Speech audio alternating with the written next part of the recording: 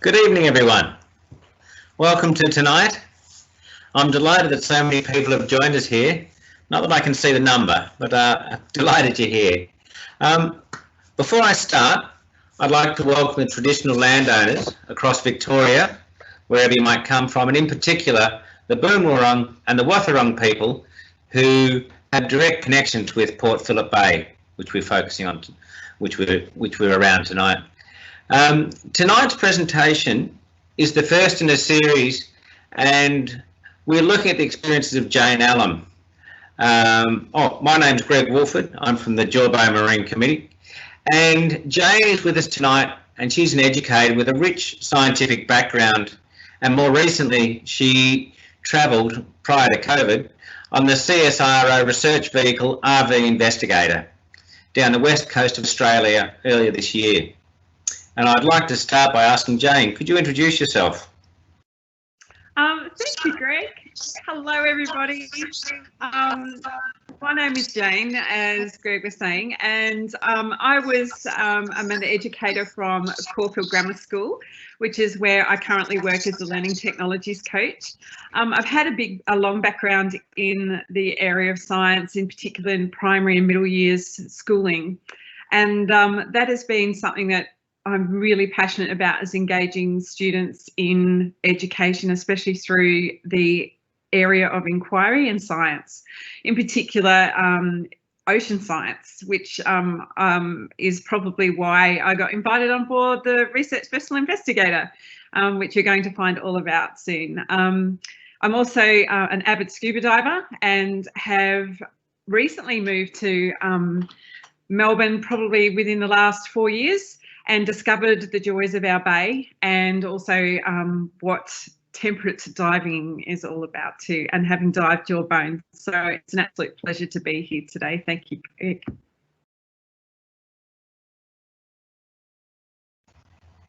Great. Thanks, Jane. Thank you. Now, for those of us here today for the first time, in fact, that's all of us because this is our first one, I'll explain how it'll work. So shortly, Jane will present her slides and she'll talk about her experiences. And in this time, I'll invite you to share comments or questions that we can respond to later on. To write your questions and comments, if you can look at your screen, you'll see there's a chat link. Now, I'm not sure what it'll be like for everyone, but it's usually a little square up the top corner with the word chat. So if you write in there, click on that. I ask you to click on it the next hour and put your name in and put where you work from or where you come from and your question. If you could all just put in your name and where you're from, that'd be really helpful, just so we can see where people have come from tonight. Also, by putting your name there, I can refer to you if I need clarity in your question when I'm asking Jane. Now, this is our first online forum, and we ask you to be patient, as we may have some technical difficulties, but hopefully not. And so we've practiced, and we're hoping it's going to pay off. So fingers crossed. Also, before we get going, I just want to invite anyone, if you would be interested in joining the Jawbone Marine Sanctuary Care Group, we'd love you to. We're really happy and keen to have more members. Contact us after the event, leave your details, and we'll get in contact with you. I guess there's a whole lot of benefits, I'd say. One is you have the great sense of feeling of supporting a really good group that does great things for the bay. Two, you'll have direct connections to events which we run down at the Jawbone. You'll be able to input on things like our winter talks and other activities we do. And this is a particularly good week for us because we've just recently been awarded a significant grant from Coast Care. So we're looking to planning now a whole lot of events which we'll be inviting people to come to. And so if you're interested in, organising particular courses, I don't know, it might be underwater photography, might be some way of supporting a snorkeling program. We'd love to hear from you and invite you to come and join us. Another thing, just to let you know, this presentation is going to be recorded, and we hope to make it available so that after this, if you want to watch it again or you want to share it with someone, you can let them know the web link and they'll be able to just see it. All right, enough from me. I think I'll pass over to Jane here. Now, I think Jill, who's here in the background. I don't know if anyone can see Jill. She's managing all the technical stuff. But I'll invite you all to mute your microphones, and then we'll go straight on to Jane. Okay, thanks very much. All right, so I'm going to go through what part of the Research Vessel Investigator does, the specs of the boat, and one of the projects that I worked upon. So I've put the slide up, Jill, in ready to go. Okay, there we go. This is fantastic. All right, so what we've got here is that first slide. It's just a bit about me. As you can see, really into scuba diving. I'm into the big critters. I've got a bit of a secret passion for sharks and a few, you know, and wrecks. And I don't mind the odd shore dive, but do spend a lot of time doing a lot of technical diving. You can see that I'm also a qualified cave diver and also spend a lot of time getting out into our wonderful world and experiencing it. That bottom photo is obviously the girls out on a four-wheel drive trip, sitting in some water, enjoying things. Originally, I'm from the Northern Territory, so you can understand that that environment there is very, very Territorian. And the last photo there, of course, is me on board the boat. So let's have a look at what we're going to be talking about today.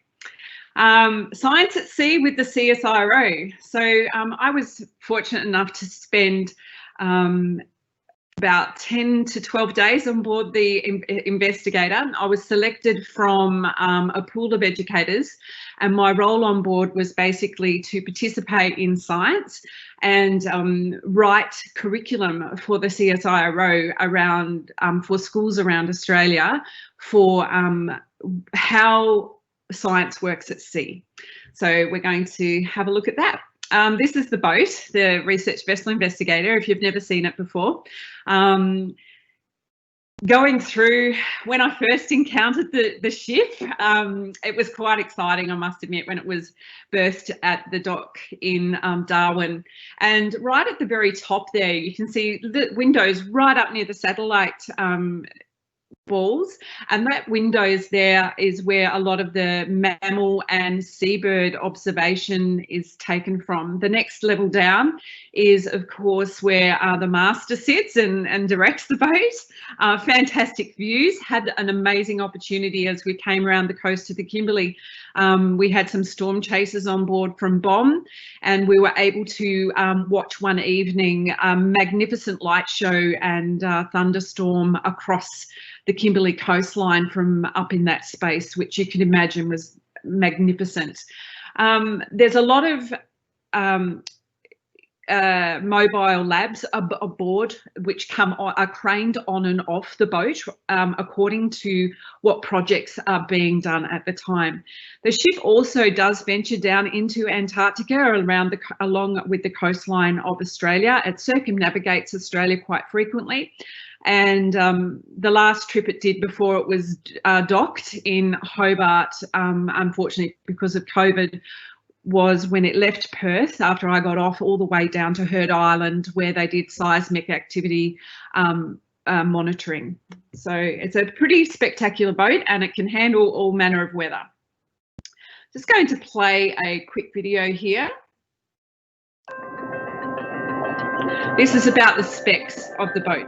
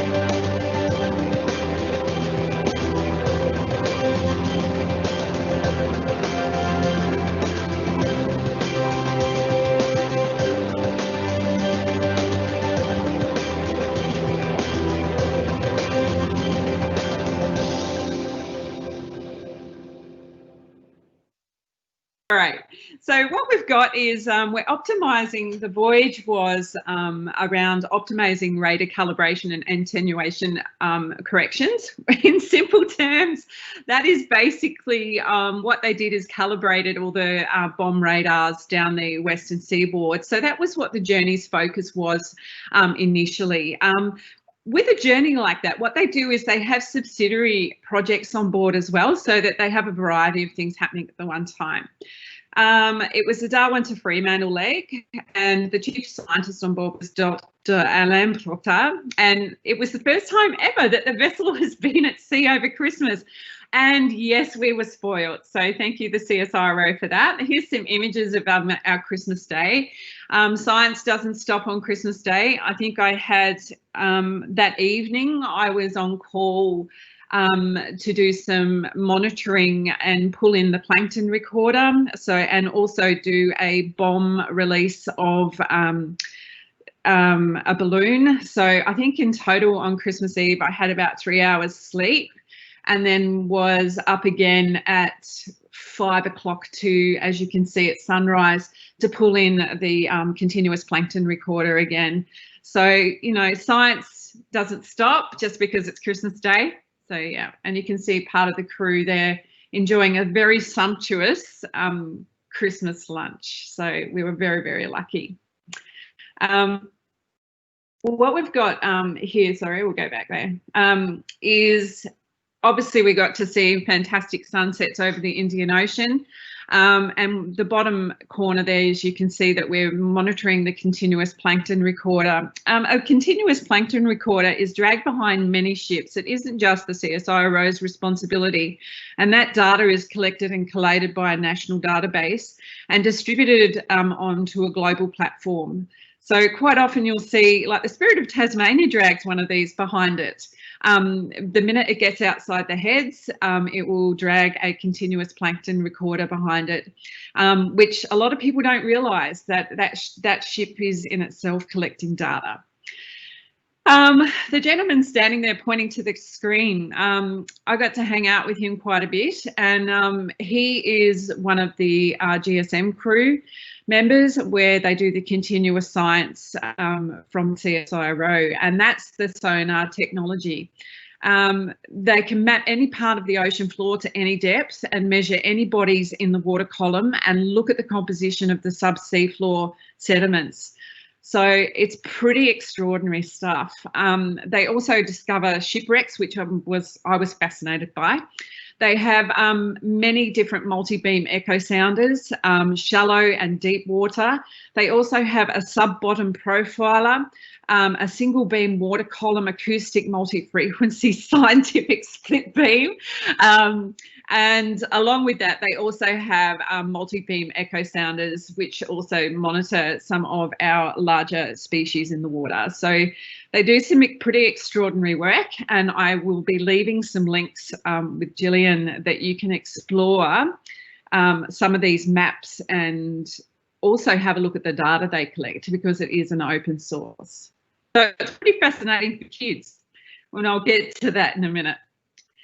So the projects on board were the supplementary cloud radar lidar and aerosol measurements. Now that's a consistent. They have an aerosol measurement lab on board that is craned on and off, and this is a permanent fixture on board the boat. And that is reading our clouds, it's reading how much carbon is in the atmosphere, and they're doing some pretty long-term data collation.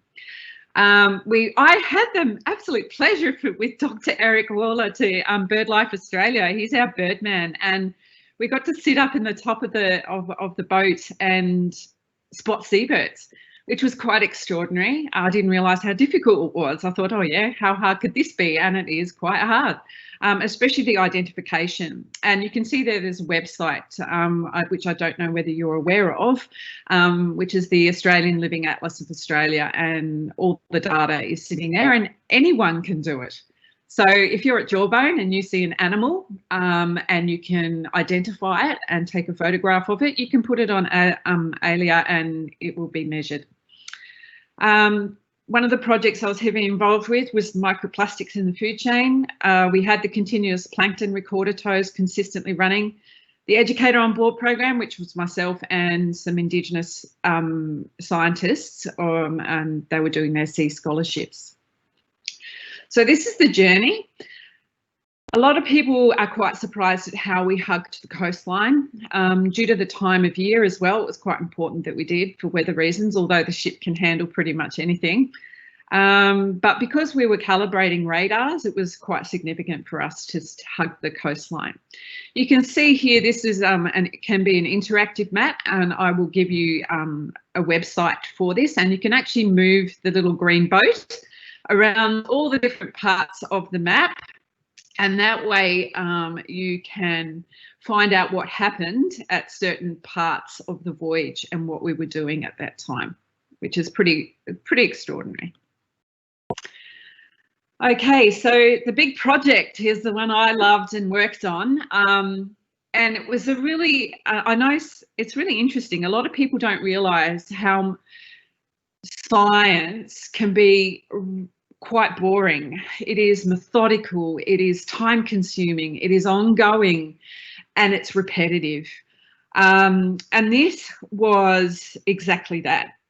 We got to work with the Flinders University, in particular looking at ocean currents around Australia and the microplastics that are in those ocean currents, and where are they travelling and what are they doing. One of the most wonderful scientists I got to hang out with, one of the many I should say, was Professor George Cresswell. And he's the man who discovered and named the Lewin Current down the western seaboard.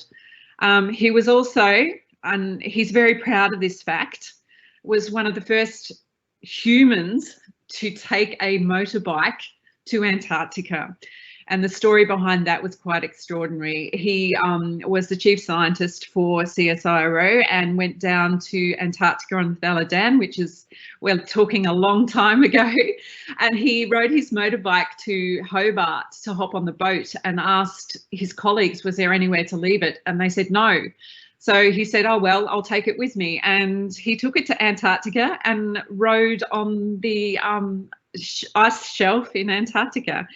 And he had some magnificent stories about the work he's done all around the world with ocean currents and working in Antarctica. One was a notorious one of him blowing up the toilets at Mawson base. Accidentally, of course, he said. But so fantastic stories. So what we're talking about here is in 2013, there was plastic contamination was present in surface waters around Australia with concentrations that were quite alarming and quite surprising, of 7,500 to 15,000 pieces of plastic per square kilometre. I'll let that sink in. 7,500 to 15,000 pieces of plastic per square kilometre. That was 2013. So Flinders University then analysed waters based on that research around Kangaroo Island and came up with between 1,500 and 3,500 pieces of plastic per square kilometre, which they found alarming for places such as Kangaroo Island. And from that became the research that is ongoing now with the CSIRO. And what they're doing is collecting samples from around Australia. So they're circumnavigating Australia on the research vessel Investigator and moving between different places to take those samples to finding out where they're ending up. Now, the data will be used to develop cleanup strategies, which of course will affects our bay. In tandem with working on analysing the source of the plastic. So that's through chemical components and working out how it's travelling and the implications for human and marine health. So it's a big issue. I mean, we know that in the bay that we quite often will see bits of plastic floating around, or there's plastic out there we don't even see, because microplastic is defined as anything lower than 5 millimeters. So that often comes from things such as body wash, fibers in your washing machine. It could be the breaking down of plastic that is in the environment. It's quite an extraordinary thing. So this picture here is showing you that the plastic waste is going into microplastics. And then what it is doing, and you can see these here, this is the big study we were looking at. We were looking at the bacteria that was going to attach itself to the microplastics. And that is sometimes the problem, because those bacteria can be pathogenic for fish and humans, which could cause disease. It's not the plastic in itself that is the major issue. It's whether or not these bacteria, or the hitchhikers on the microplastic, is something that's going to be a problem.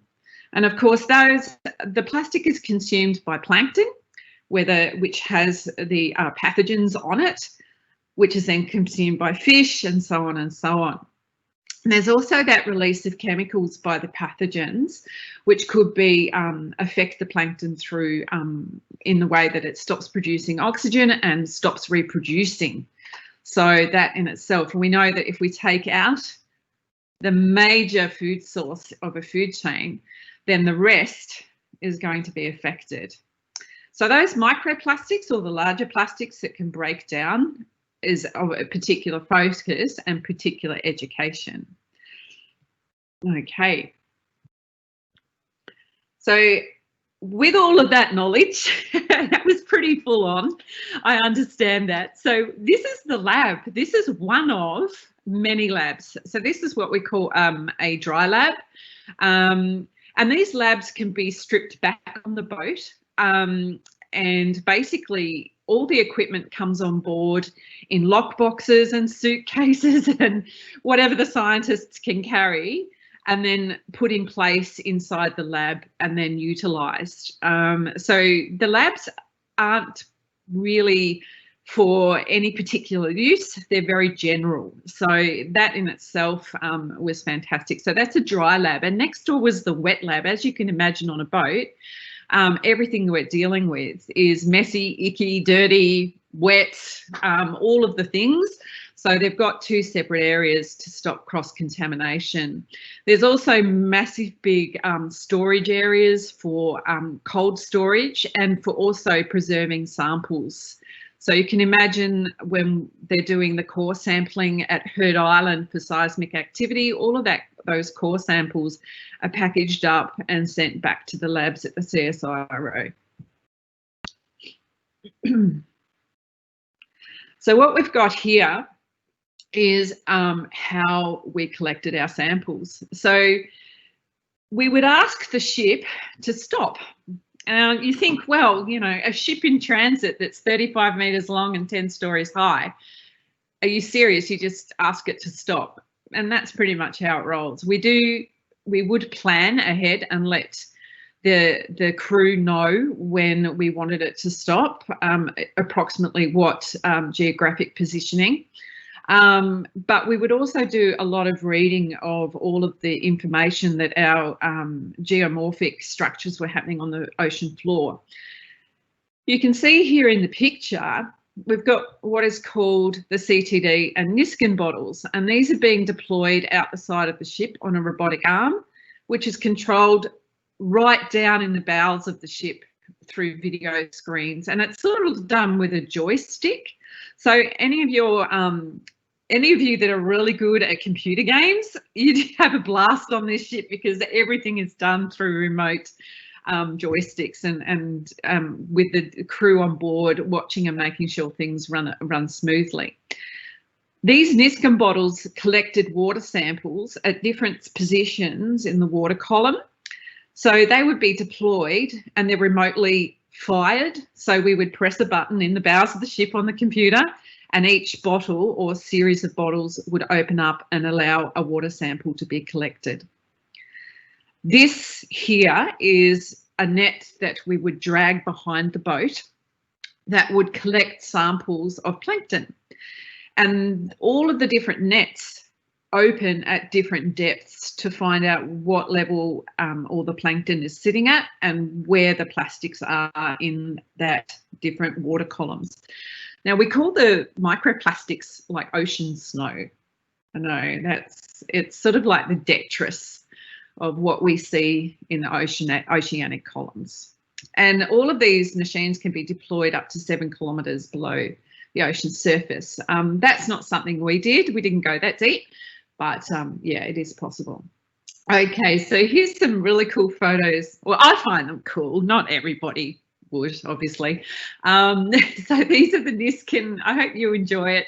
These are the Niskin bottles. The Niskin bottles have the conductivity, or CTD, which is conductivity, which is saline. Not contrary to belief, the ocean is saltier in some parts than others. So we have to collect an understanding of how salty the ocean is at that point. We have to understand the temperature, and we have to measure the depth. And that is also done on the nets as well, or the EZ nets. And there are 24 bottles, and they're 12-litre bottles, and they're released at different depths. Now, what we've got here, this is just the results of one of the nets. So these little tubes you can see are all deployed at different levels from the EZ net, from the back of the boat. And inside each one of those nets is plankton. And that is basically what you're looking at there, everyone, is basically a net of plankton. There is zooplankton in there. You can see 3 jellyfish, which were quickly discarded. But it is plankton. That purple mush is plankton. And that's pretty cool when you look at it like that. So these images and photos, by the way, we use in our classrooms at school when we're running units of inquiry with our students. And they are absolutely fascinated. And they managed to have a conversation with Dr. Elise here. And the conversation she had with the students, they were just so inspired by what she had to say about maintaining ocean health. So that was pretty cool. And we'll talk about that in a minute. So what you can see here is what we were looking at under the microscope. I really don't recommend trying to look at zooplankton, which is what this is, under a microscope in rolling seas. It can be a bit disarming, and they often disappear off the side and then back again and then off the side. So we're not quite sure what we were looking at. So they were all preserved and sent back to the lab in Flinders once we disembarked in Perth. As you can see here, we've got some zooplankton that's in quite a healthy state. But you can see here, we've got some fibres. So there were some microplastics, and this here is a piece of microplastic. And you can see over here, these little green dots that have been ingested by the zooplankton.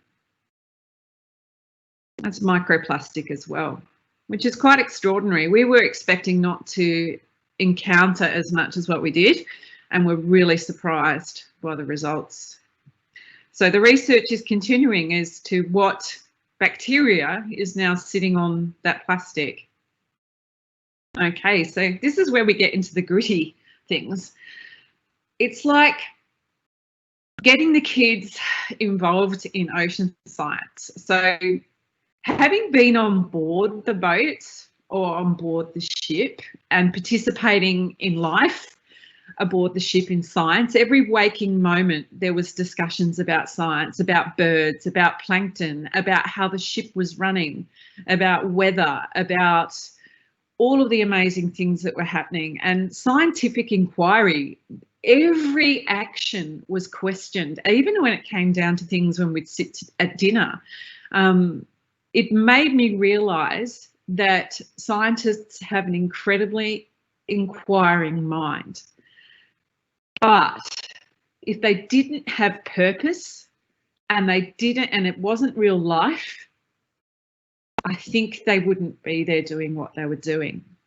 And what I found even more curious was that the crew, who don't have a scientific background at all, and they're just managing the day-to-day going on of the ship, were really curious about the science on board as well, and were fascinated with what was going on, and would often drop into the labs or drop into something you were doing and ask questions. And that made me think that, well, even if the crew are asking questions, then if the science is real life, purposeful, and the person feels that they have ownership over it, then they're going to be invested. And that is how we get kids hooked on ocean science. It's about taking them to a place like Jawbone and showing them around and giving them the ownership of that space and saying, here are some scientists doing these things about this. What can you contribute, and how can you help and assist? And how can you develop answers, or even better, create the questions? Something that we do a lot is use this model. Some of you might even be aware of it. It's the design thinking model, and it's how we create change and advocate for a community or project. And we start off with empathy. So we tap into a place such as the ocean or animals, and we try to develop that empathy. We define, ideate, prototype, create, and test. So those are broken down into these areas here. It's something that designers use, obviously, when they're doing project management.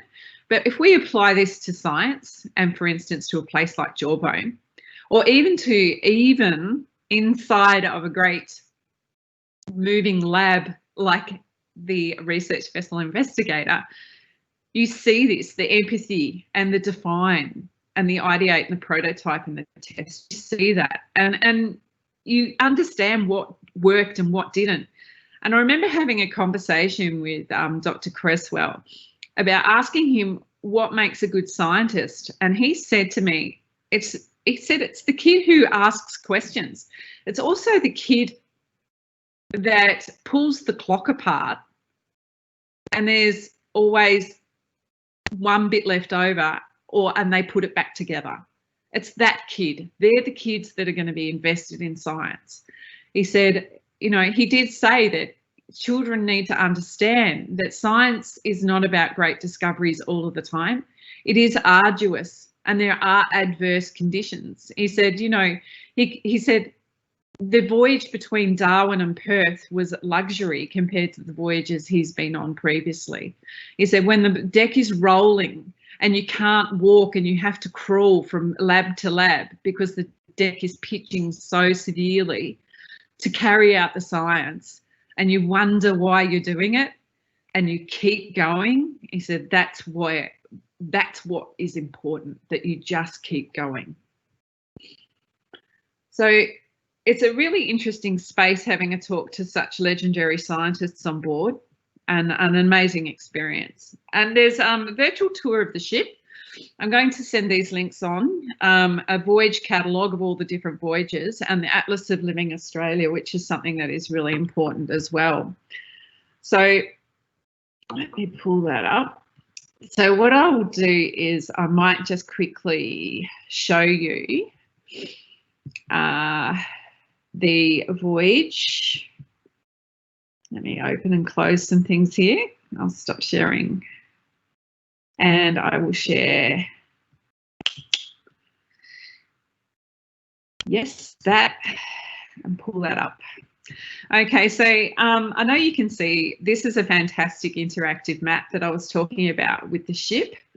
As you can see, as I move the mouse around, I can pull up different details of where the ship is. I can also play here, and what will happen is it'll track where the ship is going and its speed that we're traveling at. You know, the wind was at 25 knots and so on. We also get the opportunity to look at the live camera on board. So every voyage we do, you have the capacity as an individual to log in and have a look at where the boat is going, and there is a time-lapse camera strapped to the front, so you can actually go there and have a look. We can also have a look at the different components on the map as well. It gives us the opportunity to participate in the science in a real life situation. And it gives us the opportunity to understand what is going on in certain parts of the world through live interactions with a ship in real time. Okay, so I'm just wondering if there is, let me just stop sharing, if there's any questions.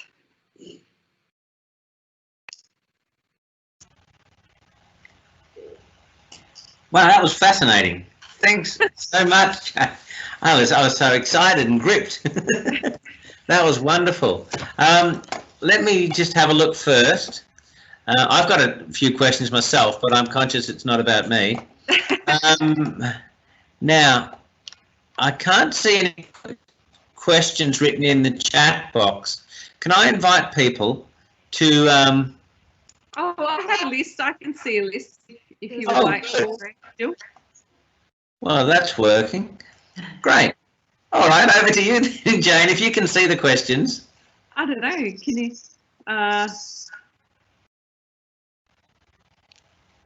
on the Indigenous science, Andrew Christie is asking about our Indigenous scientists' sea scholarships and what it entails. That was a really interesting project. So what the CSIRO have done in Hobart, they've got an Indigenous representative that works for them now. And as young people or people of Indigenous heritage that participate in coursework at university and studies, want to expand that study, then they're invited on board the Research Vessel Investigator and can continue or participate in the studies that are going on board. It was a really wonderful opportunity to have some Indigenous young women, all women, which was brilliant, on board, and the science that they were participating in. So, you know, one was doing land management and parks and doing a lot of stuff there, which was fantastic. And the other young lady was looking at, what was she doing? Oh, that's a good question. Oh, she was doing marine biology, and she was a Territorian, a young lass from the Territory, from Darwin originally, and now based in South Australia. So that was pretty fantastic to have them on board. And having worked in the Northern Territory on a lot of Indigenous communities, we had a lot of connections straight away, so it was good fun. The sea country stuff, it wasn't so much about that. It was more about the science and about their contribution as Indigenous representatives and observation and acknowledging Indigenous science as a way of ensuring that their observations in the natural world are considered as scientific data. So that's, I hope that answered your question, but it was fun having them on board. Just a weird fact for the trip. That trip was the most women scientists they've ever had on board in one hit. I think there was 12 of us. So it was, that in itself was a very proud moment to be part of a voyage where there were a lot of women scientists, and it was just fantastic. Yeah. I've shared that South Australia. Yeah, I saw that, Steven. Is it Steven? That they're banning plastic straws and cutlery. So the research being done in Flinders is very much in the media there too. So it's quite vocal. So if you ever want to log into anything that Flinders University is doing, it's quite often very public knowledge. How often does it sail? It does up to 5 to 6 trips a day, a year, with the transect. So if the initial has a T, then what's happening is that the ship is in travel, or it's moving from point A to point B to do more science. So the voyage I was on was a relocation voyage. rather than having an empty ship steam down the west coast of Australia, they took advantage of the fact that it was going to be relocated to Melbourne. It had just done a voyage on the Coral Sea in the Pacific and worked around the northeastern and northern coast of Australia. And rather than have an empty ship steam to Fremantle,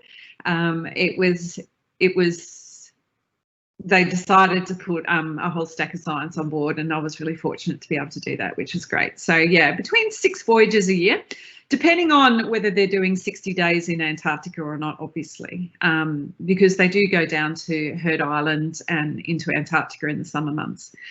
So that's something that's really good. How can we push a container deposit legislation in Australia? Wow, good question.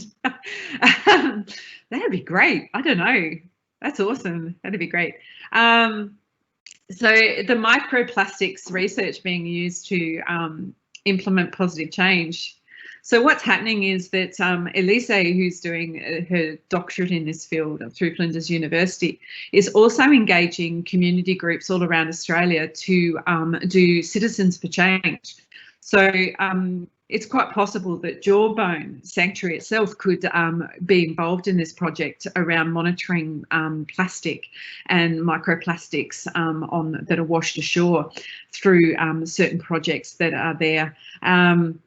It's amazing stuff. Like our students at Caulfield Grammar School, we're working on the other side of the bay doing some project work for Lise as well by monitoring what is being washed ashore and also what is going down our drains. That's something that's quite extraordinary as well. So trying to figure that out and ensure that the rubbish that gets into the bay is stopped before it even gets there. So that's a really interesting pursuit. But the idea is that the Citizens for Science and Citizens for Change, that they will be able to, through those community groups, educate and expand knowledge and understanding. And I think that's progressively happening. But the data it's interesting. I mean, this is going to take years to figure out the data of whether the bacteria attaching to the microplastics, what the pathogens are and what is actually happening. So that's the exciting stuff. We all thought it was just the plastic, but Elise discovered it was the pathogens on the plastic as well. So that was quite extraordinary. Yes, you can see the continuous plankton monitoring in suspension over time. So the continuous plankton monitoring, I'll have to chase it up for you, but it is available, that data. I was just sharing a data specs with, let me just pull it up, with Gillian before, and I'll share my screen again. So what we've got here is the marine CSIRO data, basically, catalogue. And what you can do is you can access this information, and it's marine.ciro.au/data/. And of course, you get the multi-beam data. So that is all your mapping, a data trawler, so surveys and projects. And you can see here you've got the CTD and the catch records and moorings and all that sort of stuff. So all of the work, nearly all of the work is available for people to use because of that. Or you can also request submission to access as well, especially for scientific purposes. So, yep. Yeah, so there's a really cool data bank, and every bit of machinery that that we deployed was logged on that data transect. So if we were putting out the continuous plankton recorder, that was logged. If anything that went in the water from the boat was logged. And that was essential for the monitoring and understanding of what was happening yeah. So, Jane, Greg, I'll be our question asker while Greg's just having a few issues. So we've had another one come through from Stuart asking what parameters for CPM? Continuous plankton monitoring, I'm guessing that is. The trawl was put in, so we would trawl for 5 kilometres. So that was, and the depth would vary. And what would happen is the machine would be deployed out the back of the boat for 5 kilometres under steam at our normal rate, which is I think 11 knots. And then that machine would be left in the water for around 12 hours. It would be left in the water for 12 hours because we would collect every 12 hours. And then the spool, which was a cotton spool, would then be sent off to put in formaldehyde and then packed for storage and sent off to the CSIRO labs to be collated. So it was every 12 hours and it would be a 12-hour transect every day. So yeah, it was every day. And it was usually done, that's a tough question. I think that there were certain positions along the coast that they actually put it in because the boat had to be under a certain speed. It also had to have no other equipment in the water at the time. It had to, there was a whole lot of other things that were affecting it. So, hence getting up at, being out there at 4 o'clock in the morning, pulling it in on Christmas morning. I don't see any more questions in the chat, Jane, but I have one if you'll indulge me. Sure, absolutely. Wondering what lessons you've taken from this back to your work with your students and whether you've had any projects come out of it. Sounds really interesting. Great, yeah. The lessons, when we've come back to school, it made science real for our kids. So to be able to turn around and introduce kids to real scientists and to share that information with them, that has been extraordinary. Not only that, we have in grade 9 is a learning journeys projects where the kids propose aspects or projects for change.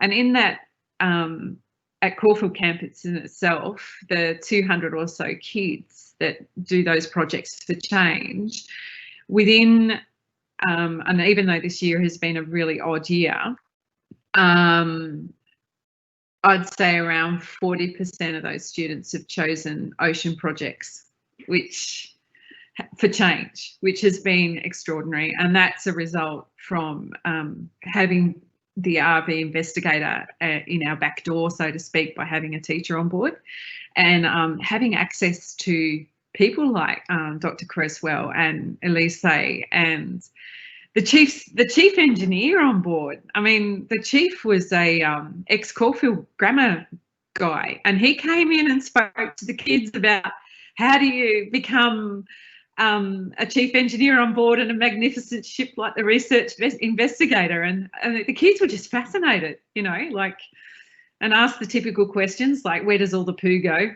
Things like that, because that's what kids do. But it's just been, the lessons that I've learned is that you can affect change. It doesn't matter how small it is, it will make a difference. And that's what I've learned from the scientists. And always question, just ask. There is no such thing as a wrong question, just ask it. And yeah, they're the big takeaways. And that's been passed on to the kids. Sounds really incredible. What lucky students. I think that's more or less it for the questions. There's one from Stuart, maybe just elaborating on his parameters. He's got species, CHLA. I'm not quite sure if that makes sense to you, Jane. No.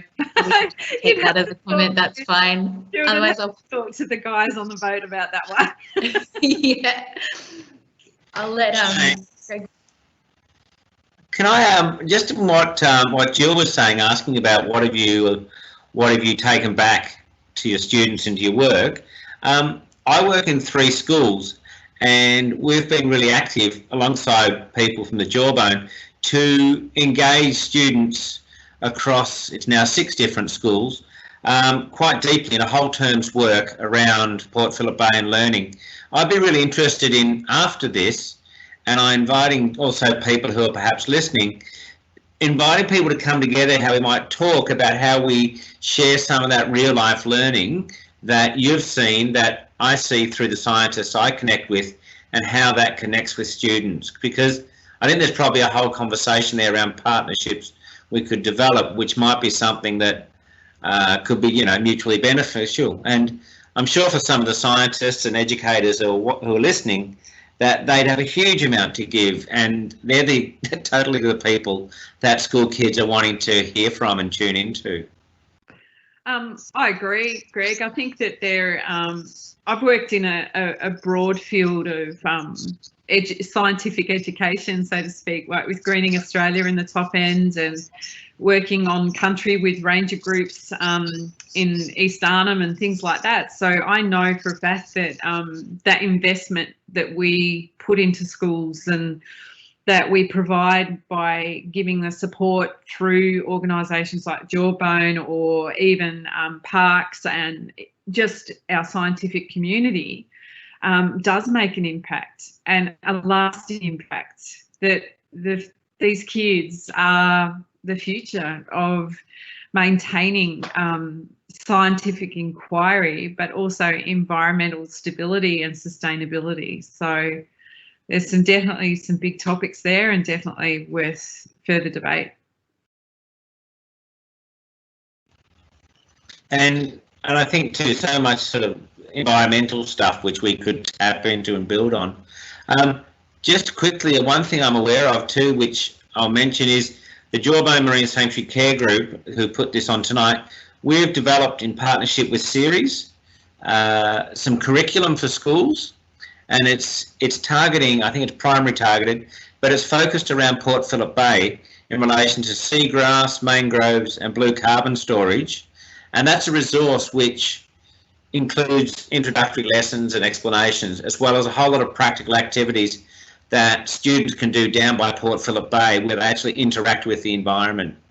And there's a whole range of scientists and Parks Vic people like Jill, who's on tonight, that are really great partners that you can connect with if you're interested in doing those things. So I'd encourage anyone interested, if you've got kids in schools or your own kids in schools, we have some curriculum there which we were really keen to share with the setting that your kids are in. Now, I'm conscious of time. We've got time for one more question. I think that's a yes, because no one said no. I'll work on that basis. Jane, there's a whole lot of people here who are like educators, scientists, academics, and just passionate about the ocean. I didn't hear all the questions before, but how do you get to go on the boat? Oh, good question. I didn't touch on that. So the CSIRO has an application for Educator on Board, and you just Google the Educator on Board, and you apply. And they select some educators. They would select 2 educators to go on board. I was lucky to attend with somebody from Tasmania, who then went on to go to Heard Island, elected to stay on board and brave the high seas and go to Heard Island for another 3 months. Oh, another 30 days, sorry. But it's a really wonderful process to go through, and there is the education arm of the CSIRO. Part of the component of that is to create blogs. You have to be able to, I suppose, earn your keep on board and provide educational materials for the CSIRO, and then, of course, do work at your school or place of work afterwards. So it's a really lovely process. The CSIRO, hopefully when they get to go on another voyage soon, I think they put educators on board 2 or 3 times a year. So, yeah. That sounds exciting. I think there'd be a lot of people thinking that would be good. Okay, all right. You got sea legs and you don't mind cramped conditions. You'll be fine. I think I got lost I think every day I got lost. Every day, without fail, I got lost on board. So I just end up in places and go, oh, okay, this isn't where I was meant to be. So yeah, it's pretty cool. It's an amazing place. Look, thanks very much, Jane. I'm conscious of time and I might just wrap it up. First of all, I guess I want to say farewell and thank you to everyone for coming. We really appreciate as a committee that people came tonight. And I want to make a special mention to Jill, who's been in the background sort of pedaling furiously without being seen. And she's kept all of this sort of stuff going forward. And it's the first time for us, and without Jill, it wouldn't have been possible. Additionally, we've got Sandy and David and the Jawbone committee who have all made tonight possible. And there's a whole lot of planning and preparation. So a huge thank you to them. But I guess the big thing from all of us is Jane. I'm sure that people loved it as much as I did tonight. I can't give this to you in person. It's a present. Here's a version of it wrapped, and here's a version of it unwrapped. Now this is a book which I bought in Tasmania, and it's got seaweeds, signed by the author. And when we see you next, we'll give it to you. It's got these beautiful pictures of seaweeds around Tasmania up close and all sorts of perspectives. So that's our little gift of thank you to you. Very special. Thank you very much. And hopefully when we all get back to a bit of normalcy, that we can all get down to Jawbone and have a really good look around and see how it's going underwater and above. And we'd certainly be hoping that people can join us for our snorkeling events, for our fish count, and there's a whole lot of other things. And I know there's even the return of the Northern Pacific Sea Star recently has been seen. So we might need some help, depending on how we go, to clean those up again. I might be jumping the gun there, but I know that they're reappearing down there.